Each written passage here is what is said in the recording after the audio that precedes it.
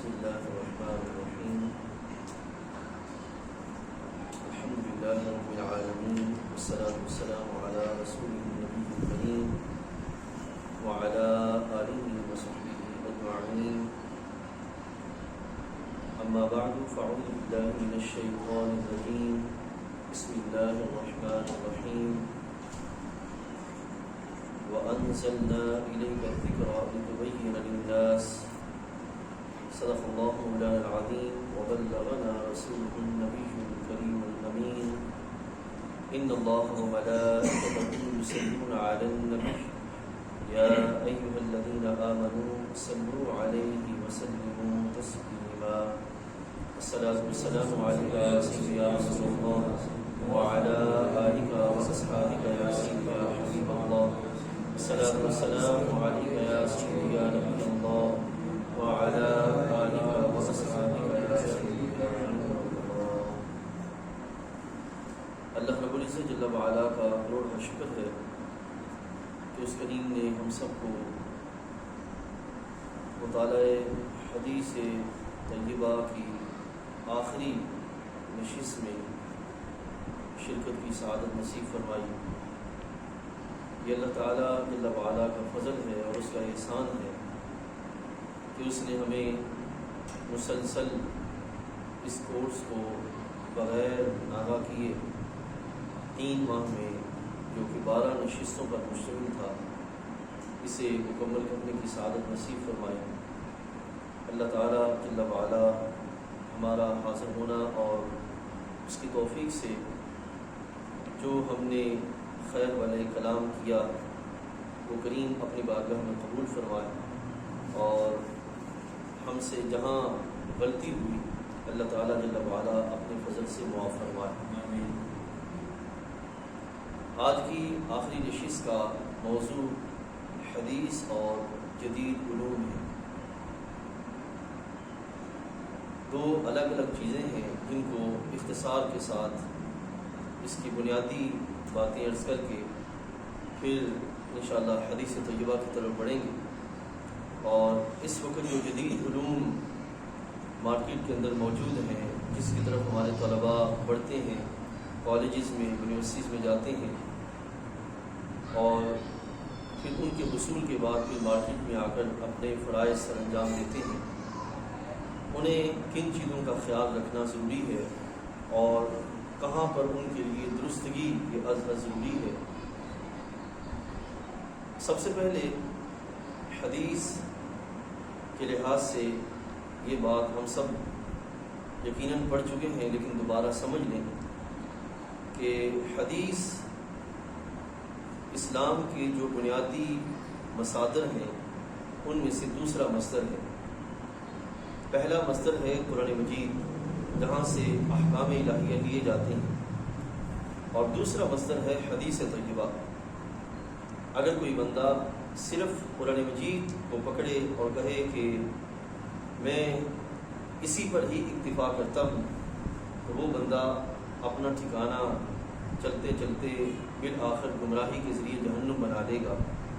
کیونکہ اللہ تعالیٰ نے جہاں قرآن مجید نازل کیا وہیں پر رسول اکرم صلی اللہ علیہ وسلم کا ارشاد گرامی موجود ہے کہ اللہ تعالیٰ نے مجھے قرآن کی ایک مثل بھی عطا فرمایا، اور وہ ہے حدیث طیبہ. لہذا قرآن مجید فرقان حمید کی وضاحت جو ہے وہ اللہ تعالیٰ نے رسول اکرم صلی اللہ علیہ وسلم کے سپرد کی ہے. اے حبیب علیہ السلام، آپ اس کی وضاحت فرمائیں. لہذا جو قرآن کی سرکار نے وضاحت فرمائی، جس کو قرآن مجید میں اس طرح بھی بیان کیا گیا، وَأَنزَلْنَا إِلَيْكَ الذِّكْرَ لِتُبَيِّنَ لِلنَّاسِ، کہ ہم نے یہ ذکر آپ پر نازل فرمایا لِتُبَيِّنَ لِلنَّاسِ، تاکہ آپ اس کو لوگوں کے لیے واضح کر دیں. یعنی کہ قرآن مجید کی جہاں نازل کرنے کا اللہ فرما رہا ہے کہ نازل ہم نے فرمایا، حفاظت کرنے والے ہم ہیں، وہیں پہ اس کی وضاحت کرنے کے لیے جو ڈیوٹی لگائی گئی وہ ہمارے رسول صلی اللہ علیہ وسلم کی ہے کہ آپ نے اس ذمہ داری کو بخوبی نبھایا اور اپنی امت تک اللہ کے احکام کی وضاحت کا اہتمام فرمایا. لہذا حدیث طیبہ جو کہ بنیادی مصدر ہے وہ آپ کے سامنے رکھا. اب ساتھ بڑھتے ہیں جدید علوم کے لحاظ سے. علم کسے کہتے ہیں؟ علم کا اگر مفہومی انداز میں اس کا معنی سمجھے تو علم کا مطلب ہے آگاہی، شعور کے لحاظ سے بیداری، علم اس چیز کا نام ہے۔ اور اگر دیکھا جائے جدید علوم یعنی کہ حدیث طیبہ کے لحاظ سے جدید علوم، تو جدید علوم پھر دو طرح کے ہیں۔ ایک وہ ہیں کہ جو قرآن و سنت کی بنیاد پر سامنے آئے، یعنی کہ ان سے اخذ کیے گئے اور وہ سامنے آئے، ایک وہ ہیں۔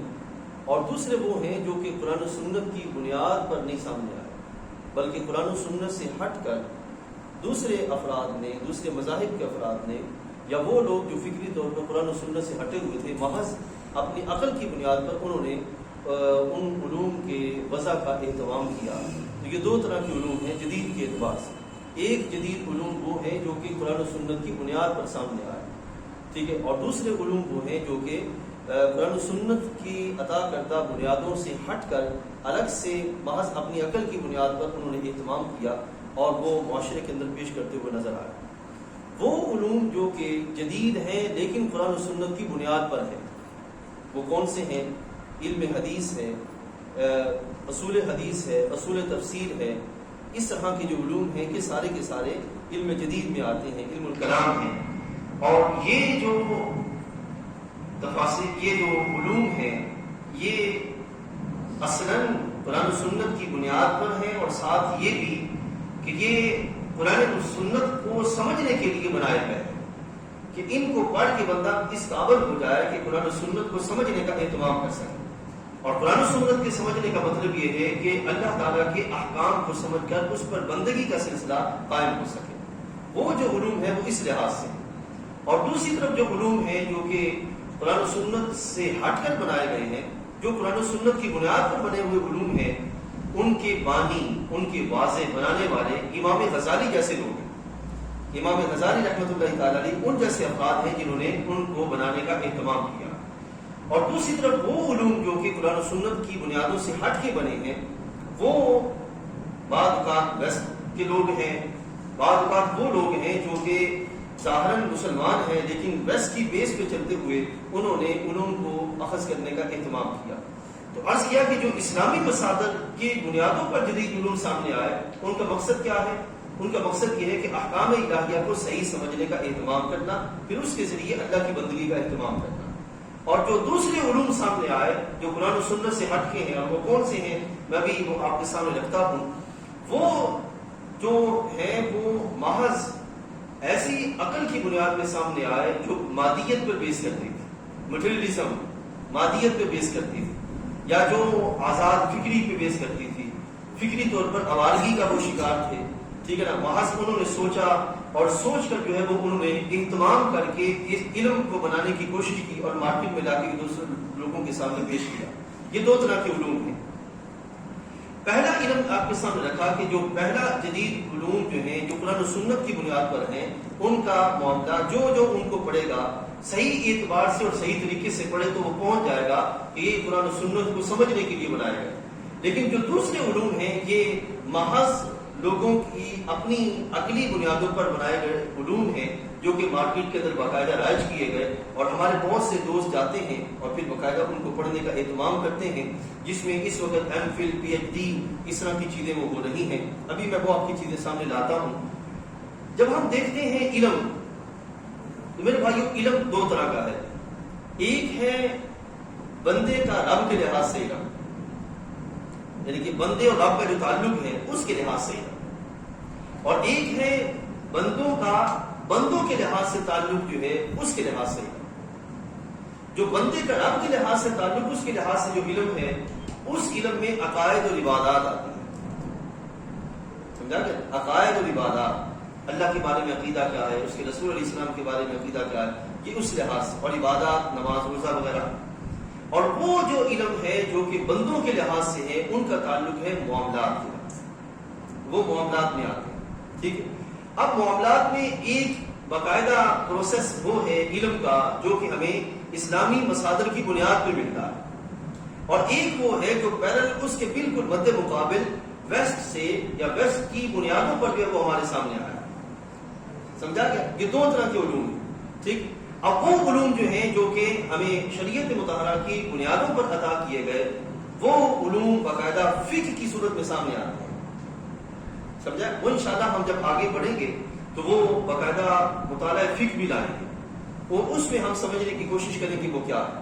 اور اس کے پیرالل جو علوم آتے ہیں ان میں اگر میں آپ کو تھوڑا سا عرض کرتا چلوں کہ ان میں سائیکالوجی ہے، سوشیالوجی ہے، پولیٹیکل سائنس ہے، ایسے ہی کیمسٹری، فزکس، بایو ہے، یہ سارے علوم وہ ہیں جن کی اندر جو اصول اور قوانین رکھے گئے وہ قرآن و سنت کی بنیادوں پہ نہیں رکھے گئے۔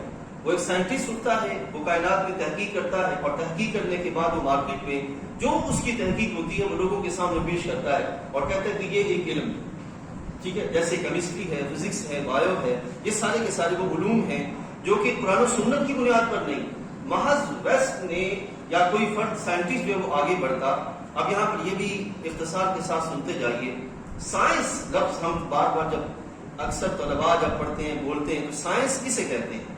یہ یاد رکھیے، سائنس عموماً کہا جاتا ہے کہ اس کا تعلق محض ان چیزوں کے ساتھ ہے جو کیمیائی چیزیں ہیں، کیمیکل جن کے اندر پایا جاتا ہے، سائنس ان چیزوں کا نام، حالانکہ ایسا ہرگز نہیں، بلکہ کسی بھی چیز کو سسٹمیٹیکلی باقاعدہ منظم طریقے سے مطالعہ کرنے کا نام سائنس ہے۔ کسی بھی بات کو آپ دیکھتے ہیں، کیمسٹری، فزکس، بایو ہی کو سائنس نہیں کہا جاتا، بلکہ ایک اور سبجیکٹ ہے پولیٹیکل سائنس پڑھا جاتا ہے، پولیٹیکل سائنس ایک سبجیکٹ ہے، وہ قاعدہ پڑھا جاتا ہے۔ تو سائنس جو ہے یہ محض اس چیز کا نام نہیں ہے کہ وہ شاید جس کا تعلق کیمیا کے ساتھ ہے یا فزکس کے ساتھ ہے محض وہ سائنس ہے، بلکہ کسی بھی شے کو، کسی بھی معاملے کو جب منظم طریقے سے ہم پڑھیں گے تو وہ سائنس کہلائے گا، جیسے کہ پولیٹیکل سائنس۔ اب چونکہ ہم نے ان دونوں کو ملا کے آگے بڑھنا ہے، اب ساتھ ہی یہ بات بھی سنتے چلے جائیے، حدیث طیبہ جس طرح قرآن مجید فرقان حمید یہ باقاعدہ کسی ایک مضمون کا نام نہیں ہے، کسی ایک سبجیکٹ پہ ایک مضمون دے دیا گیا ہو اور بندوں کو کہا ہو کہ تم جو ہے وہ اس کو رٹ لو اور اس کے لحاظ سے اپنا زندگی کا مطالعہ اور زندگی کا سلسلہ پورا کرتے رہو، ایسا ہرگز نہیں ہے، بلکہ قرآن مجید فرقان حمید کے اندر فطری لحاظ سے، بندوں کی ہدایت کے لحاظ سے جتنی بھی چیزیں چاہیے تھیں، جہاں جہاں بندوں کو معاملات آنے تھے، درپیش ہونے تھے، اس کے لحاظ سے جو بنیادی چیزیں تھیں وہ اللہ تعالیٰ نے قرآن مجید میں عطا فرمائی، ٹھیک ہے نا؟ بنیادیں بھی عطا فرمائی، اعمال بھی عطا فرمائے۔ تو جس طرح قرآن مجید فرقان حمید بندوں کے لیے ہدایت کی بنیادی ایک کتاب ہے، جامع کتاب جو بنیادی ہے، اسی طرح حدیث طیبہ جو ہے قرآن مجید فرقان حمید کی ماتحت، کیونکہ یہ اس کی شرح، اسی کی وضاحت ہے۔ تو جس طرح قرآن مجید ایک بنیادی چیز ہے، ایک اساس ہے، اسی طرح حدیث طیبہ بھی ایک بنیادی چیز ہے، ایک اساس ہے، بیس بیان کرتی ہے، اور پھر اس بیس پر بندہ آگے بڑھ کر علم کو وضع کرنے کا اہتمام کرتا ہے، ٹھیک ہے؟ یعنی کہ ایک سرکار کا جو فرمان ہے آپ اس کو سامنے رکھیں اور پھر اس کی بیس پر آپ بہت سارا علم جو ہے وہ اصولوں کے تحت اکٹھا کرنے کا اہتمام کر سکتے ہیں۔ یہ وہ چیز ہے جو کہ حدیث طیبہ کے لحاظ سے ہمارے سامنے آتی ہے۔ اب میں آپ کو لیے چلتا ہوں، میں نے یہاں پہ رکھا، اختصار کے ساتھ اس کو بھی رکھوں گا کیونکہ آخر میں آج 26 سفر ہے اور 25 سفر کو سیدی اعلیٰ حضرت امام احمد رضا خان رحمۃ اللہ تعالی علیہ ان کا یوم وصال بھی ہے، عرس شریف بھی آج ہوا بدر شریف کے اندر، تو اس لحاظ سے آج انشاءاللہ میں ان کی ایک کتاب کا تعارف جو ہے اختصار کے ساتھ میں آپ کے سامنے رکھوں گا، وہ بھی آپ اس کا ملاحظہ کیجئے گا۔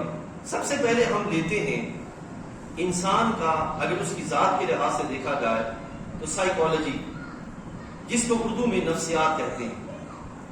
نفسیاتی طور پر بندہ تب بیماری کا شکار ہوتا ہے جب وہ اس کا تعلق اللہ کی بارگاہ سے کمزور ہوتا ہے اور وہ اندرونی طور پر پیچیدگیوں کا شکار ہو جائے، کمپلیکسٹی کا شکار ہوتا ہے، کمپلیکسٹی جو پیچیدگی ہے اس کا شکار ہو جائے، اور وہ نفسیاتی طور پر پھر دباؤ کا شکار ہو کر پھر وہ مختلف چیزیں اپنے ذہن میں پال لیتا ہے اور پھر اس کے تحت وہ اپنی فکر بناتا ہے اور پھر آخر چلتے چلتے چلتے وہ ذہنی طور پر شکار ہو کے رہ جاتا ہے۔ ایسے جو مریض ہوتے ہیں ان کو نفسیات کا مریض کہا جاتا ہے، ٹھیک ہے؟ ایسے کو ہی سائیکالوجی کہتے ہیں۔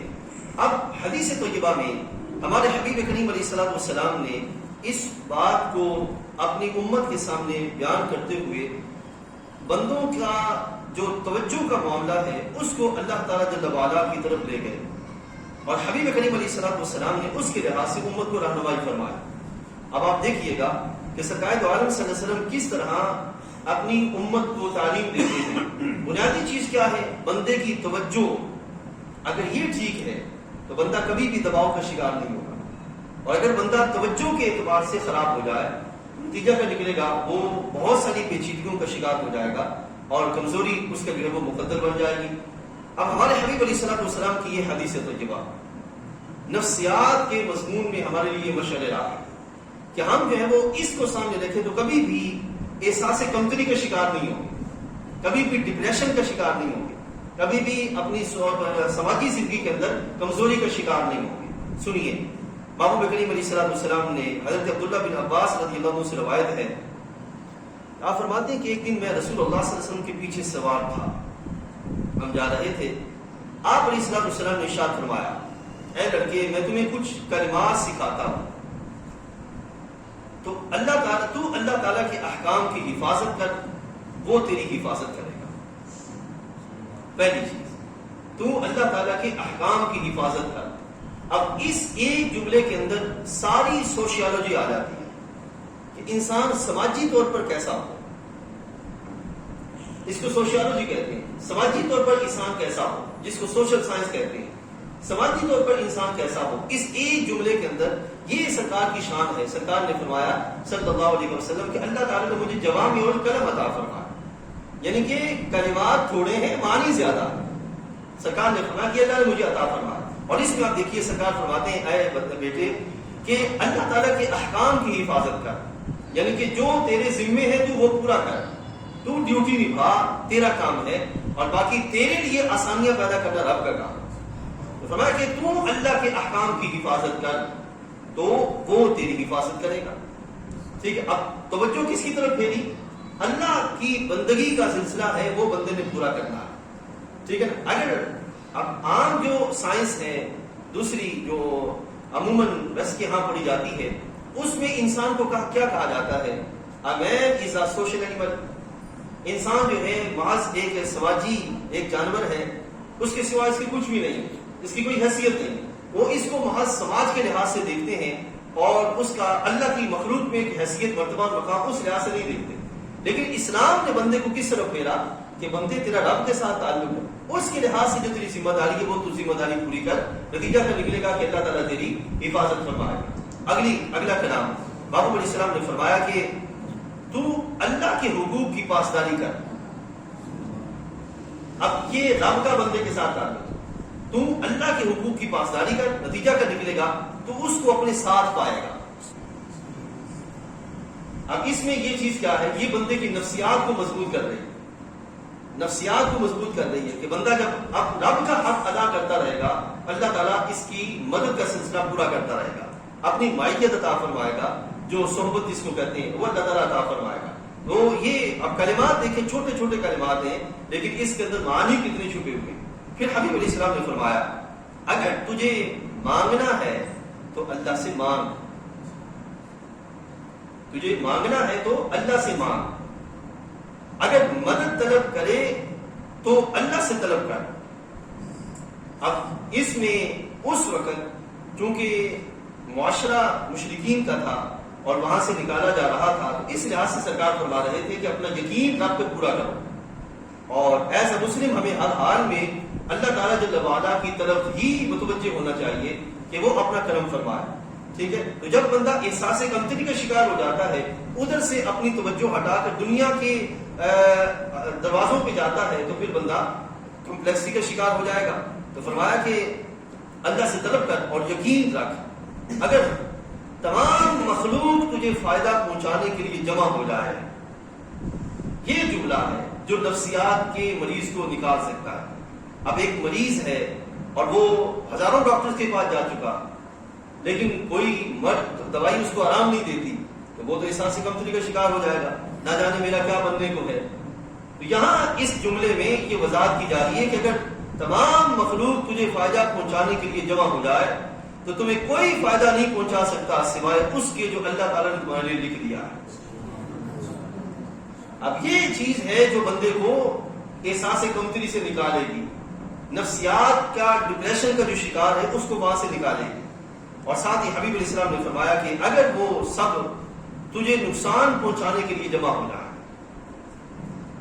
ساری مخلوق نقصان پہنچانے کے لیے جمع ہو جائے، اور تمہیں کوئی نقصان نہیں پہنچا سکتا سوائے اس کے جو اللہ تعالیٰ نے تمہارے لیے لکھ دیا۔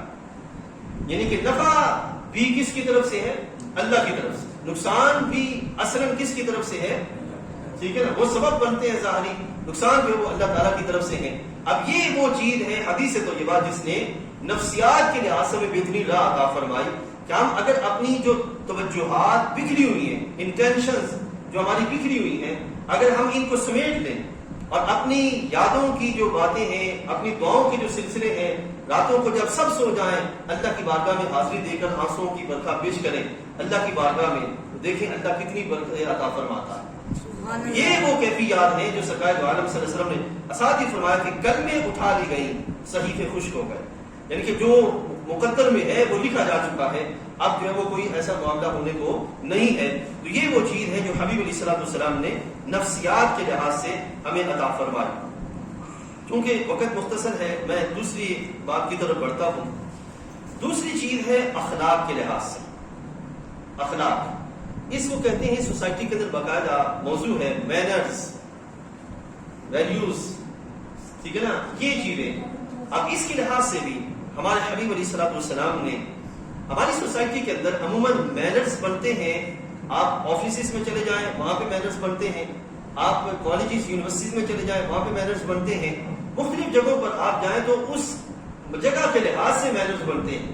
لیکن اسلام جو ہے وہ بندوں کو ظاہری جگہ اور وقت کے لحاظ سے یا ایک خاص مقام کے لحاظ سے مینرز نہیں دیتا، بلکہ اسلام بندے کو جو مینرز دیتا ہے وہ فور ایور ہوتے ہیں کہ ہر مقام پر بندہ یہ نہیں ہے کہ وہ دفتر میں ہے تو بڑا پولائٹ ہے اور گھر میں ہے تو اس کی پولائٹنس ختم ہو گئی، ہارشنس آ گئی اور بڑا سخت ہو گیا، وہ ایسا معاملہ نہیں ہے۔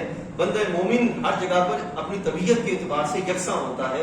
تو یہاں پر سنیے حبیب علیہ الصلوۃ والسلام نے ارشاد فرمایا، یہ حدیث طیبہ ظاہر عموماً اس کو جو بیان کیا جاتا ہے تو اس وقت اس کا بیان صرف اس لحاظ سے کیا جاتا ہے کہ صوفیاء اولیاء کے لحاظ سے، لیکن میں نے اس کو اس طرح سمجھا کہ میں اس کو اپنے دوستوں کے سامنے اخلاقیات اور توجہات کے لحاظ سے میں پیش کروں۔ سنی حدیث طیبہ میں سرکار نے فرمایا صلی اللہ علیہ وسلم کہ اللہ تعالیٰ یہ ارشاد فرماتا ہے، بیان رب کا ہے، اللہ تعالیٰ ارشاد فرماتا ہے کہ جب بندہ بارش پر میرے قریب آتا ہے، اب قریب یعنی کہ اللہ کا قرب چاہنا، توجہات کے اعتبار سے بھی اخلاق کے اعتبار سے، مینرز اس کے یہاں بھی مینرز اللہ کے لیے بنے، گھر میں بھی مینرز اللہ کے لیے بنے، دکان پہ بھی مینرز اللہ کے لیے بھی بنے۔ اب یہاں پہ مینرز جو ہیں for the sake of office نہ ہو، سوسائٹی کے لیے نہ بنے، ٹھیک ہے نا، کس کے لیے بنے؟ اللہ کی رضا کے لیے۔ تو یہ سرکار فرماتے ہیں کہ جب بندہ بارش بھر میرے قریب آتا ہے تو اس کا رزلٹ کیا آتا ہے؟ سرکار فرماتے ہیں میں ہاتھ بھر اس کے قریب ہو جاتا ہوں۔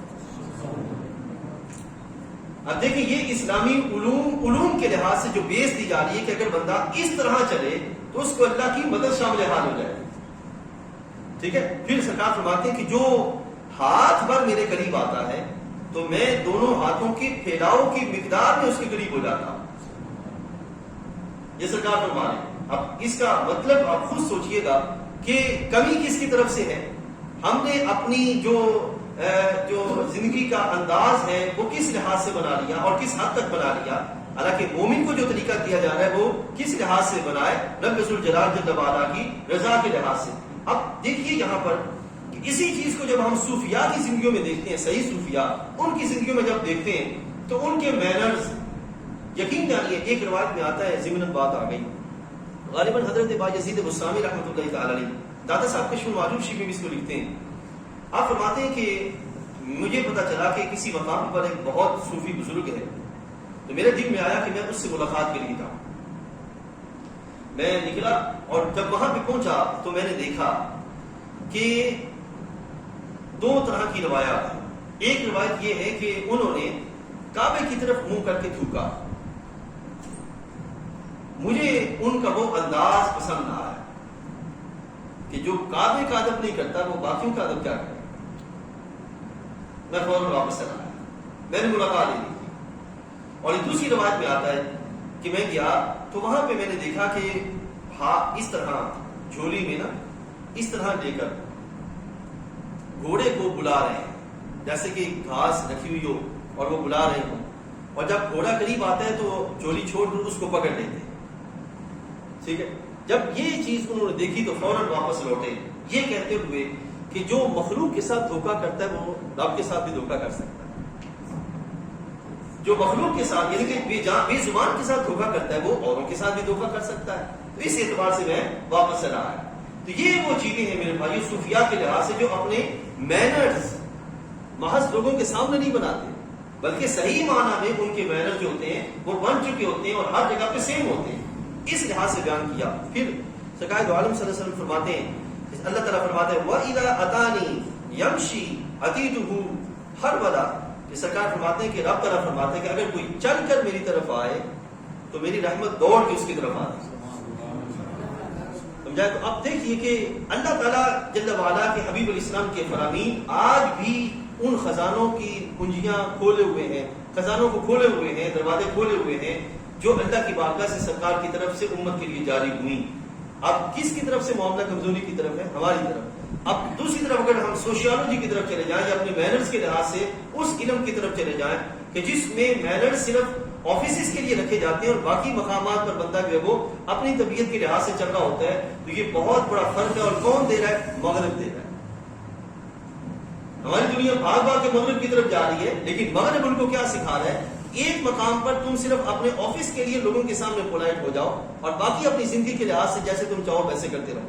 لیکن اسلام کہتا ہے کہ نہیں، ایسی زندگی کا طریقہ نہیں ہونا چاہیے. اب آگے بڑھتے ہوئے تیسرا جو معاملہ ہے وہ ہے سماجی درستگی.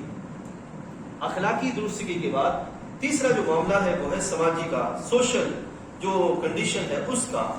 اس کے لحاظ سے ہمارے حبیب علیہ السلام نے اس کو بیان فرمایا. اب یہ سنیے، سوشل میں دو چیزیں آتی ہیں.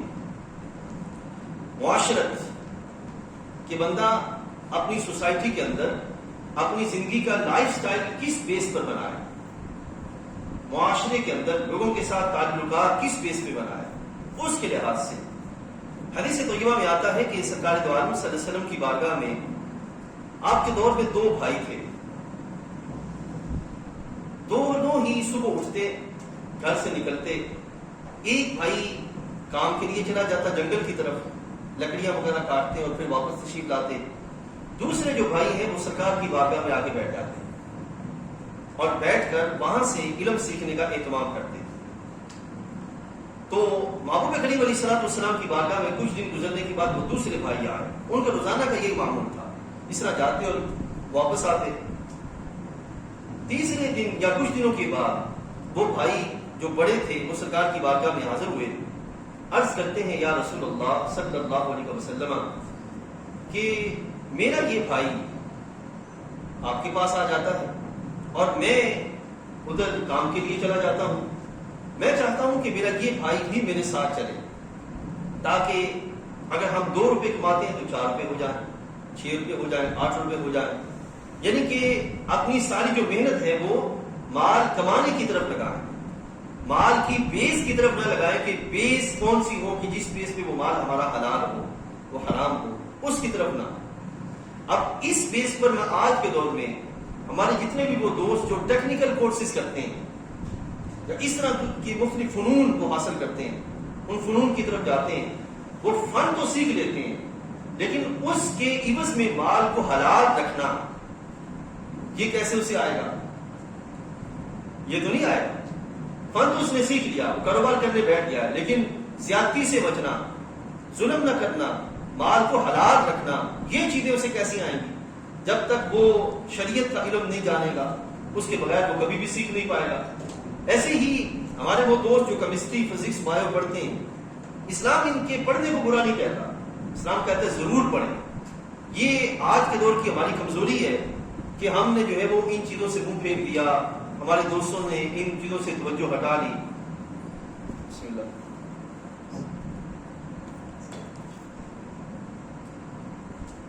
ان چیزوں سے توجہ ہٹا لی تو نتیجہ کیا نکلا؟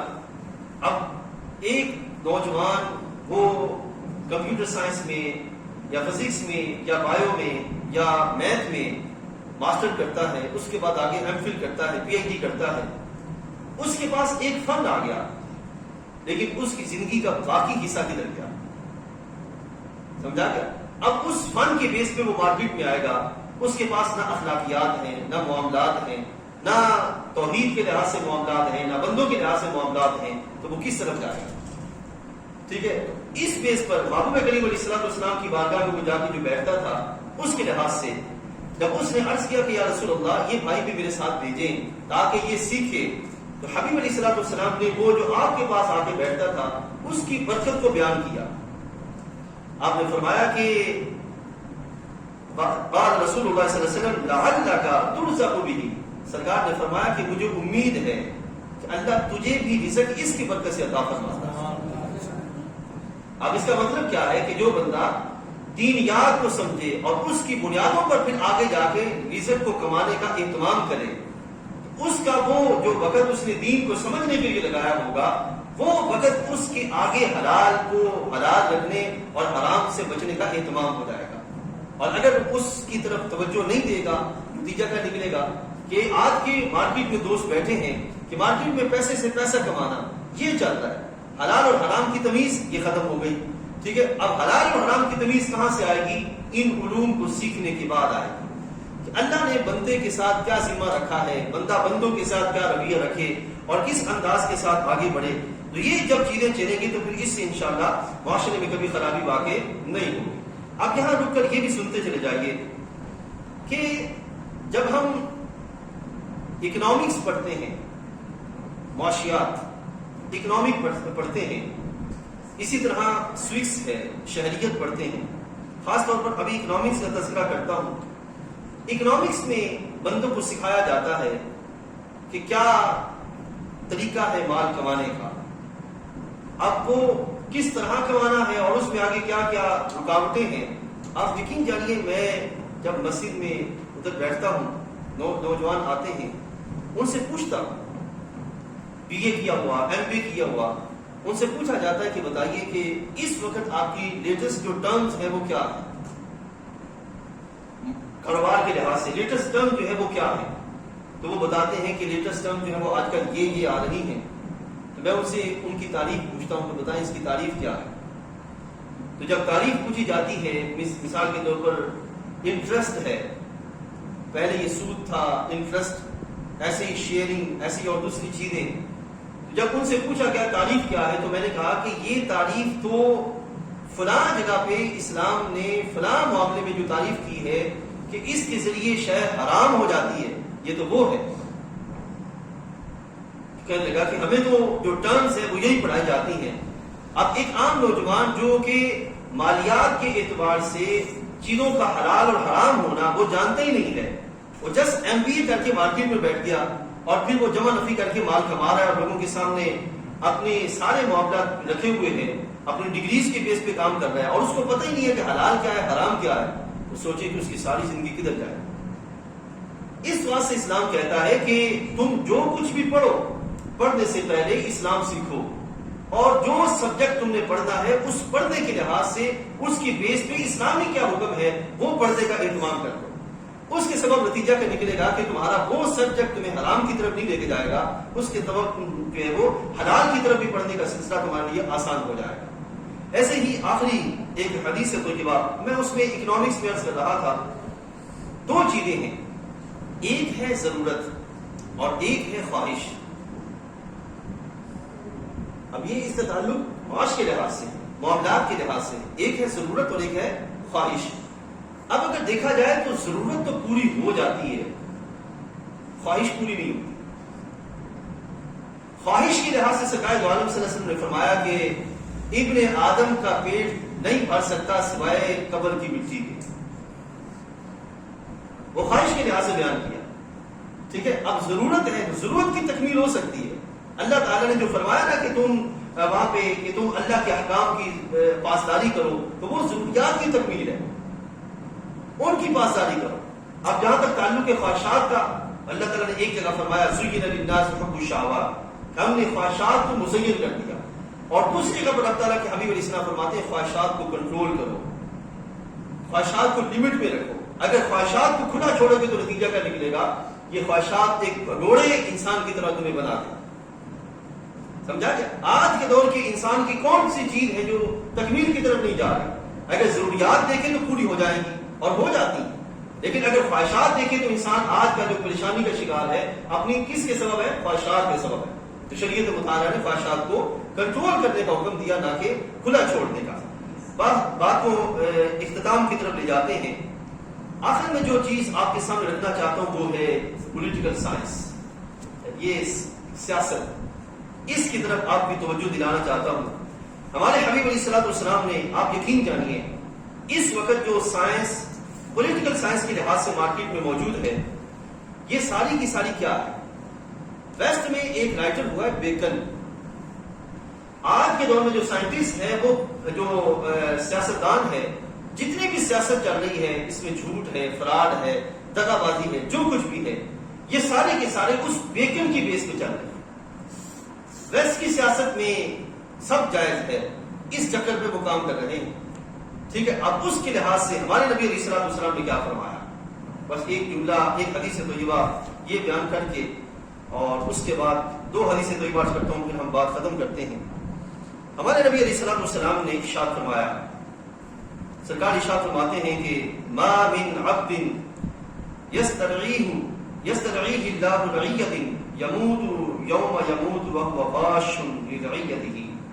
سرکار فرماتے ہیں کہ جس بندے کو اللہ قوم پر حاکم بنائے، جس بندے کو اللہ قوم پر حاکم بنائے اور وہ اپنی حاکمیت کا سارا سلسلہ دھوکے پہ رکھے، ظاہر کچھ کرے حقیقت کچھ ہو، دھوکے پہ رکھے، یہاں تک کہ اس کی موت آ جائے، یہاں تک کہ اس کی موت آ جائے. نبی علیہ السلام نے فرمایا کہ اللہ تعالیٰ اس پہ الا حرم اللہ علیہ الجنہ، اللہ اس پہ جنت حرام کر دے. دھوکے پر، فراڈ پر، دغا بازی سے، ظاہر کچھ ہو باطن کچھ ہو، تو وہ حاکمیت کا سلسلہ چلاتا رہے، اس کا نتیجہ کیا نکلے گا کہ وہ بندہ سیدھا جہنم میں اپنا جو سلسلہ بنائے گا. ایسے ہی دوسری حدیث طیبہ کے اندر نبی علیہ الصلوۃ والسلام نے ارشاد فرمایا، عادل حاکم کے لحاظ سے، حاکم ہو اور عادل ہو. اب دوست ہمارے بات ایسے ہیں جو کہتے ہیں کہ مسجد ہے، اس میں سیاست کی باتیں نہ کی جائیں. سیاست بھی تو اسلامی نظام میں سے ایک نظام ہے، اور اگر اس پر احکام سرکار نے جو شریعت نے عطا فرمایا وہ اگر ہٹا دیں گے تو پھر کون وہاں پہ کیا کرے گا؟ سوچئے. تو سرکار دو عالم صلی اللہ علیہ وسلم نے ارشاد فرمایا کہ 7 شخص ایسے ہیں کہ جس دن کوئی سایہ نہ ہوگا، اللہ انہیں اپنے سائے کے نیچے جگہ عطا فرمایا. 7 لوگ ایسے ہیں، 7 لوگ جس دن کوئی سایہ نہ ہوگا، اس دن اللہ تعالیٰ اس کو اپنے سائے کے نیچے جگہ عطا کرے گا. اب یہ حدیث طیبہ ایسی ہے کہ اگر اس کو سامنے رکھ کر معاشرے کی تشکیل کا اہتمام کریں تو بہترین اسلامی معاشرہ سامنے آئے گا اس حدیث طیبہ کے ذریعے. اب وہ 7 کون سے ہیں؟ سب سے پہلے سرکار دو عالم صلی اللہ علیہ وسلم نے ارشاد فرمایا کہ امام عادل، عادل امام، امام عادل، عادل امام. آج اس کے بارے میں کہا جاتا ہے وزیر اعظم، یہ سیاست ہے، یہ ایک الگ چیز ہے، اس کے بارے میں بات نہ کی جائے، اس طرح توجہ نہ کی جائے. سب سے پہلے جو سرکار نے فرمایا وہ کیا ہے؟ امام عادل. اور ایک دوسری حدیث کے اندر حدیث موجود ہے کہ سرکار دو عالم صلی اللہ علیہ وسلم نے فرمایا کہ اسلام کے نظام کو باندھنے کے لیے جو چیز ہے وہ ہے حاکم وقت کا درست ہونا، اور نظام حکومت جو ہے اس کا اسلامی ہونا. سرکار نے فرمایا کہ سب سے پہلے جو کڑا ٹوٹے گا وہ ہے نظام حکومت اسلامی نہیں رہے. ٹھیک ہے، تو سب سے پہلے سرکار نے کیا فرمایا؟ امام عادل، کہ وہ بندہ کون ہو؟ امام عادل. یہ وہ بندہ ہے. نعرہ تکبیر، نعرہ رسالت.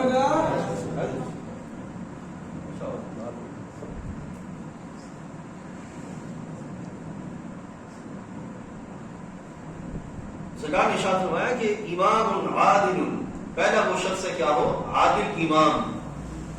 تو یہ سیاست کے لحاظ سے پولیٹیکل سائنس، عدل کرنے والا. پیچھے ہم پڑھ کے آئے جو دغا بازی کرنے والا نہ ہو، عدل کی راہ پر چلنے والا. دوسرا، محبوب علیہ السلام نے ارشاد فرمایا کہ وشاب نشأ فی عباد اللہ تعالی سرکار دو عالم صلی اللہ علیہ وسلم نے فرمایا کہ وہ نوجوان جس کی جوانی آئی ہو اس حال میں کہ وہ جوانی تک عبادت کرتا رہا، جوانی تک عبادت کرتا رہا، یعنی کہ اللہ کی بندگی کرتے کرتے اس کی جوانی آ گئی۔ دوسرا ہے، اب سوچئے آج کے دور میں ہمارے معاشرے کو کیا چیز خراب کر رہی ہے۔ نوجوان نسل راہ ہدایت سے ہٹی ہوئی ہے، گمراہی کا شکار ہو رہی ہے، عملی اعتبار سے، فکری اعتبار سے، اور ایسا لگتا ہے جیسے رس کے ایجنٹ بن کے کام کر رہے ہیں۔ تو ہمارے حبیب علیہ السلام نے فرمایا کہ وَشَابٌ نَشَأَ فِي عِبَادَةِ اللَّهِ تَعَالَى۔ تیسرا حبیب علیہ السلام نے فرمایا وَرَجُلٌ قَلْبُهُ مُعَلَّقٌ فِي الْمَسَاجِدِ۔ سرکار نے فرمایا کہ وہ نوجوان جس کا دل لگ جائے مسجد سے، مسجد کی محبت اس کے دل میں بیٹھ جائے۔ اب اس کا مطلب بھی کیا کہ وہ اللہ سے ڈرنے والا ہو، بندگی کرنے والا ہو، عبادات کی طرف مائل ہو۔ پہلی جو چیز درجے میں دوسری جو بیان کی گئی کہ اخلاقیات درست ہوں، معاملات درست ہوں، اور تیسری چیز کہ اس کے دل کس کی طرف لگا ہوا ہو، مسجد کی طرف۔ چوتھا حبیب علیہ السلام نے ارشاد فرمایا کہ وَرَجُلَانِ تَحَابَّا فِي اللَّهِ اجْتَمَعَا عَلَيْهِ وَتَفَرَّقَا عَلَيْهِ۔ سرکار نے ارشاد فرمایا کہ دو افراد، اب دو افراد سے ایک مثال بیان کی گئی، وغیرہ دو سے زائد بھی ہیں، دو گروہ بھی ہیں، دو قومیں بھی ہیں، ان کا بیان کیا گیا کہ دو افراد، ان کا باہمی ملان، ان کا باہمی تعلق، ان کا باہمی اٹھنا بیٹھنا، آپس میں آنا جانا اللہ کی رضا کے لیے ہو، یعنی کہ خواہشات کو کنٹرول کیا گیا، خواہشات کو جو ہے وہ لپیٹا گیا کہ خواہشات کو تاثیر نہ بنا جائے، بلکہ خواہشات کو کنٹرول کرنے کا اہتمام کیا جائے، اور اپنے جملہ معاملات میں کیا رکھا جائے، رب ذوالجلال کی رضا۔ یہ وہ چیز ہے جو ہمارے حبیب علیہ السلام نے فرمایا کہ ملے تو اللہ کی رضا کے لیے، اور جدا ہوں تو اللہ کی رضا کے لیے، یعنی کہ باہمی تفریق جو ہے وہ اللہ کی رضا کے لیے ہو، اس لحاظ سے نہ ہو کہ وہ کسی اپنی خواہش کی بنا پر جدائی کا معاملہ پیدا ہو۔ اور پھر حبیب علیہ السلام نے فرمایا کہ وَرَجُلٌ دَعَتْهُ امْرَأَةٌ۔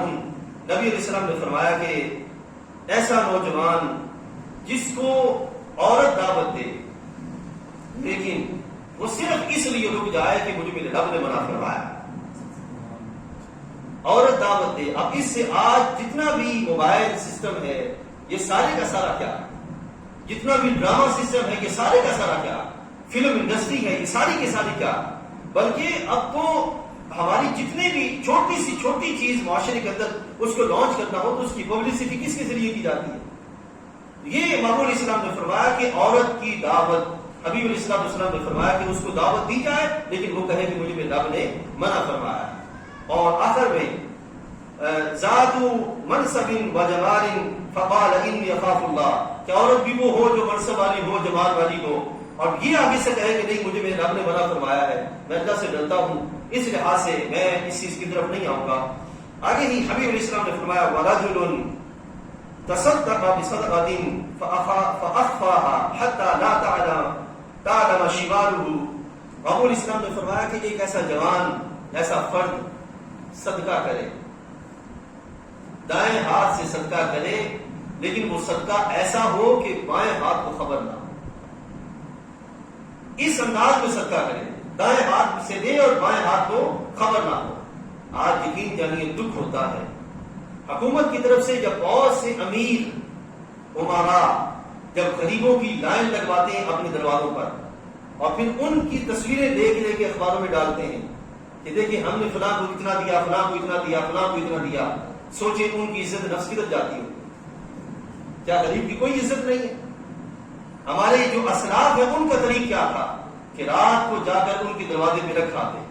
حضرت سیدنا عمر فاروق کا ایک واقعہ موجود ہے کہ آپ ایک دفعہ مدینہ طیبہ سے باہر ایک بستی میں ایک بی بی صاحبہ تھی، آپ روزانہ جاتے اور دیکھتے کہ روزانہ صبح کوئی اس کے گھڑے میں پانی بھر کے گیا، اس کی جو ہے وہ گھر میں صفائی کر کے گیا، اس کے کپڑے وغیرہ بستر وغیرہ بالکل صاف ہے، دارا بچھا ہوا۔ تو ایک دفعہ ہوا، دو دفعہ ہوا، تین دفعہ ہوا، تو حضرت عمر فاروق نے پوچھا کہ اے بی بی تھی وہ نبینا؟ بی بی بھی نبینا تھی اور سارا کچھ تازگی ہے ہر طرف۔ تو حضرت عمر فاروق رضی اللہ تعالیٰ عنہ نے پوچھا کہ اے بی بی کون ہے، ایسا کون کر جاتا ہے؟ تو بی بی کہنے لگی کہ مجھے تو نہیں پتا، صبح صبح جہاد منہ کو آتا ہے، منہ اندھیرے کر کے واپس چلا جاتا ہے. تو حضرت عمر فاروق نے چاہا کہ میں دیکھوں کو کون ہے جو ایسا کر جاتا ہے. یہ ہے صدقہ. اب یہ نہیں کہ 1 روپیہ دے تبھی صدقہ ہے، یہ بھی ہے کہ اعمال اس انداز کے ہو، کسی کی مدد اس انداز سے ہو، کسی کی درستگی کے معاملہ اس انداز سے ہو کہ کسی دوسرے کو پتہ نہ ہو، اس کی عزت نفس مجروح نہ ہو. ٹھیک ہے. تو دوسرے دن حضرت عمر فاروق رضی اللہ تعالیٰ آئے اندھیرے منہ اور آ کر دیکھا تو وہ اس انداز کے ساتھ نیکی کر کے جانے والے حضرت صدیق اکبر رضی اللہ تعالیٰ عنہ. یہ انداز ہے، اس انداز کے ساتھ معاشرے کے اندر لوگوں کی بھلائی کا کام کیا جائے کہ ان پر احسان نہ جتایا جائے اور ان کے لحاظ سے کوئی اور معاملہ نہ ہو. اور آخری باب علیہ السلام نے فرمایا کہ وَرَجُلٌ ذَكَرَ اللَّهُ خَالِيًا فَفَاضَتْ عَيْنَاهُ. سرکار نے ارشاد فرمایا کہ ایسا جوان اکیلے تنہا اللہ کا ذکر کرے اور اس حالت میں ہو کہ جو ہی ذکر کرے اس کی آنکھوں سے آنسو کی جھڑی جاری ہو. وہ بندہ ہے جس کے بارے میں سرکار نے فرمایا کہ یہ جنتی ہے. اللہ قیامت کے دن ایسے بندے کو اپنے عرش کے نیچے جب کوئی سایہ نہ ہوگا جگہ عطا فرمائے گا. تو یہ ہے میرے بھائیوں حدیث طیبہ اور جدید علوم کے لحاظ سے میں نے بیس آپ کے سامنے رکھی کہ نفسیات ہے، سوشیالوجی ہے، اسی طرح پولیٹیکل سائنس ہے اور اس طرح دوسری جتنی بھی چیزیں ہیں اس کے اندر ویسٹ کا معاملہ کیا ہے کہ ساری چیزیں for the sake of world ہیں، ورلڈلی میٹرز جو ہیں ان کے لحاظ سے کام کیا جاتا ہے، حقائق کے لحاظ سے اور آخرت کے لحاظ سے کوئی معاملہ اختیار نہیں کیا جاتا. لیکن اسلام جو دعوت دیتا ہے وہ کس لحاظ سے ہے کہ یہ ساری چیزیں ہیں اور اس کو اس انداز کے ساتھ کیا جائے کہ دنیا میں معاملہ بھی پورا ہوتا نظر آئے، خواہشات کی تکمیل بھی نہ ہو اور اس سے اللہ تعالیٰ کی رضا کا معاملہ بھی ہوتا ہوا نظر آئے. اب ساتھ ہی اس طرف بڑھتے ہیں